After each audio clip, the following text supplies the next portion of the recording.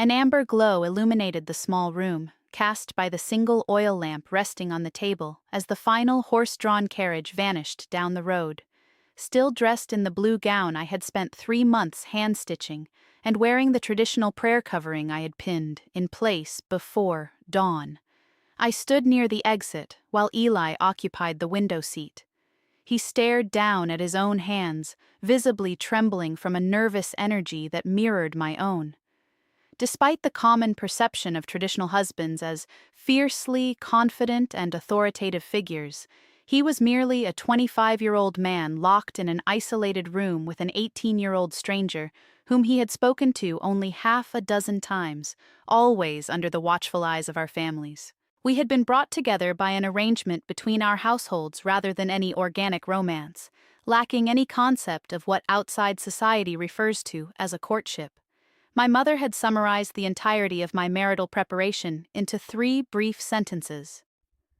2 weeks prior, my aunt had strictly instructed me to remain submissive and withhold my tears, and an elder from the congregation had offered only the vague assurance that the transition would grow easier with time. Yet, none of them had provided a guide for handling the profound quiet that settled over us once the doorway closed. Eli finally raised his eyes, shifting his gaze from his hands to look directly at me with absolute transparency, confronting the reality of the lifetime commitment we had just inherited. He then uttered exactly 4 words. Those words were completely devoid of malice, nor were they an attempt to assert dominance, frighten me, or display a false sense of romantic grandeur. They came from a man who was just as unequipped for the gravity of the moment as I was, a young man who had simply been handed a rigid blueprint of familial obligations alongside a spouse he did not know. He was merely navigating an overwhelming milestone using the minimal tools he possessed, yet the sheer transparency of his statement introduced a profound layer of complexity into our new life.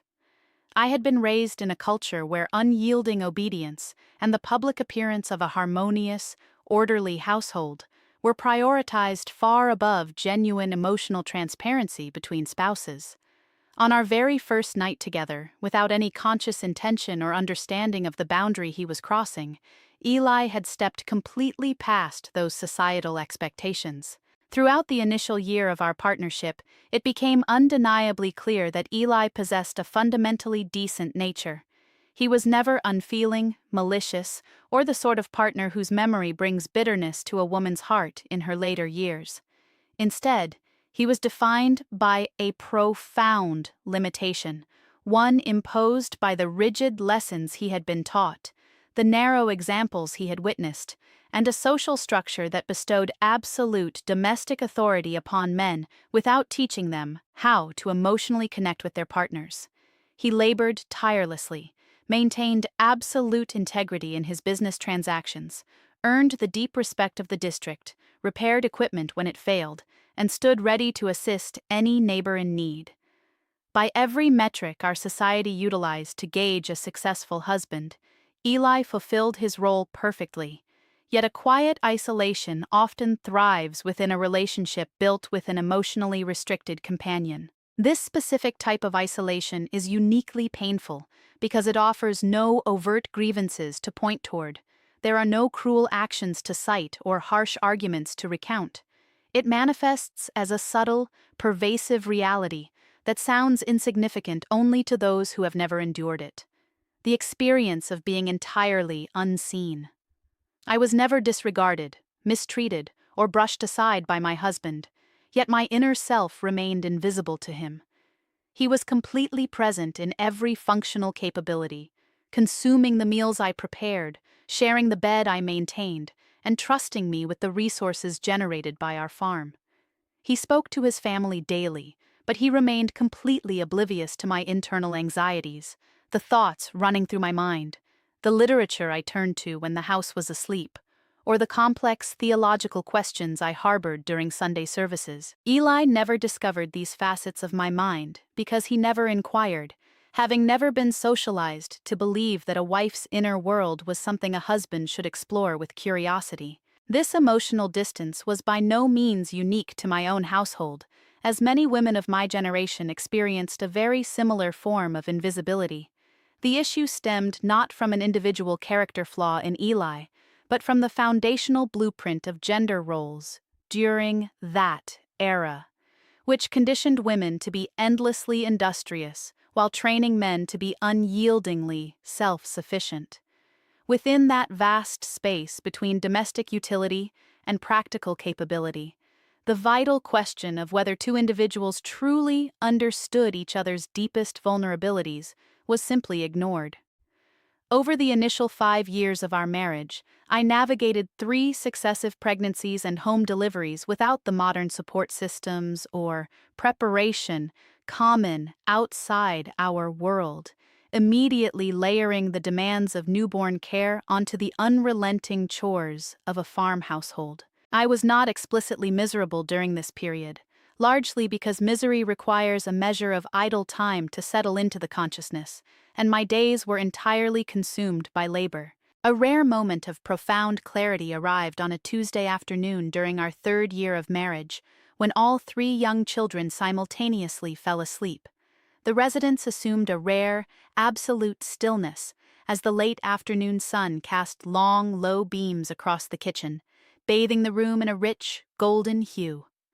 I sat down at the wooden table, rested my empty hands in my lap, and simply existed in the quiet space without offering prayers, organizing chores, or reviewing the tasks ahead.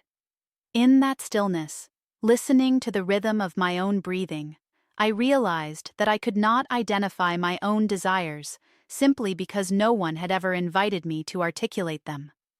When Eli entered from the barn 20 minutes later, his face registered a mild, uncritical bewilderment at the sight of his wife sitting completely idle without a visible chore in front of her. Though he inquired if I was well and accepted my response that I was merely reflecting, he went back to his outdoor work without asking what occupied my mind, as he never did.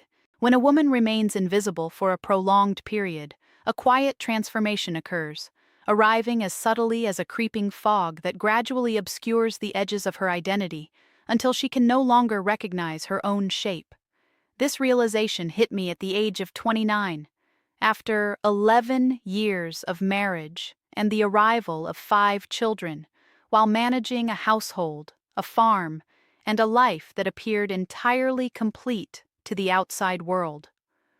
Looking into the small mirror mounted above the washing area one morning, a practice we were discouraged from indulging in, I caught an unfamiliar expression in my own eyes. The gaze looking back at me was not filled with sorrow, but was entirely vacant, resembling an oil lamp turned down so imperceptibly over time that the occupants fail to notice the growing darkness until they desperately require the light. This specific state of being is entirely distinct from the natural exhaustion of labor or the physical progression of age. It represents the psychological erasure that occurs when an intelligent, deeply reflective, and curious individual spends years without having any of those internal qualities validated or mirrored by their environment. When the surrounding social structure responds exclusively to your domestic utility rather than your individual humanity, the habit of internal reflection eventually ceases to reach the surface. Eli never actively suppressed my voice or penalized me for harboring independent thoughts. He simply never reached out to discover them or created an environment where they could safely emerge. A breakthrough occurred through Sister Clara, a widow in her 60s who possessed a reputation within our district for enduring profound life challenges without succumbing to cynicism, a trait considered an exceptional virtue among our people. I had always approached her with a degree of trepidation, sensing an intense internal clarity within her that I did not yet fully comprehend. She arrived to assist me for 3 days following the delivery of my youngest child, and on her final afternoon, while the infants slept and Eli labored in the distant fields, she sat across from me at the kitchen table. After studying my countenance for a long moment, she observed that I had gone somewhere far inward, noting that retreating too deeply into oneself constitutes its own distinct form of departure. I sat there at 31 years old, a mother and a wife, completely frozen by the truth of her words. If this account has touched something within you, please share it with someone who might need to hear it, or offer your own reflections below. Let us maintain this space as a sanctuary where individual truths can be spoken openly and understood without judgment. Keep exploring your own choices thoughtfully, for your inner truth has always belonged entirely to you.